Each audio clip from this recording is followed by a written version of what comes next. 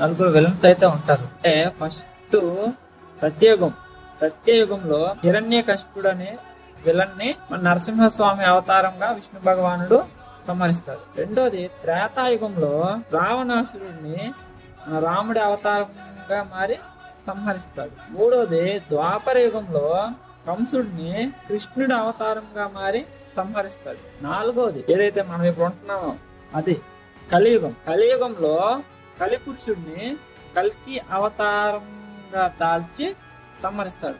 కలిపురుషుడికి శరీరం ఉండదు. ఎందుకంటే ఉండదంటే పాల సముద్రం చిలికినప్పుడు విషం కలి మీద పడి కలి చనిపోవడం జరుగుతుంది. అయితే మళ్ళా లాస్ట్ కి అమృతం వస్తుంది కదా, అమృతం వచ్చినప్పుడు వీళ్ళిద్దరు దేవతలు రాక్షసులు కలిపి నాకని అనుకుంటున్నప్పుడు మళ్ళా కొన్ని చుక్కలు కలి మీద పడి శరీరం మీద కోల్పోతాడు కానీ మళ్ళా జీవించడం జరుగుతుంది. అయితే కలియుగ అంతానికి కలికి శరీరం దక్కుతుందని, శరీరం దక్కిన తర్వాత రాక్షసులందరికీ రాజు అవుతాడు. సో అప్పుడు మన కల్కి విష్ణుమూర్తి కల్కి అవతారంగా అనేక సుగుణాలతో మళ్ళా భూమి మీద అవతరిస్తాడు.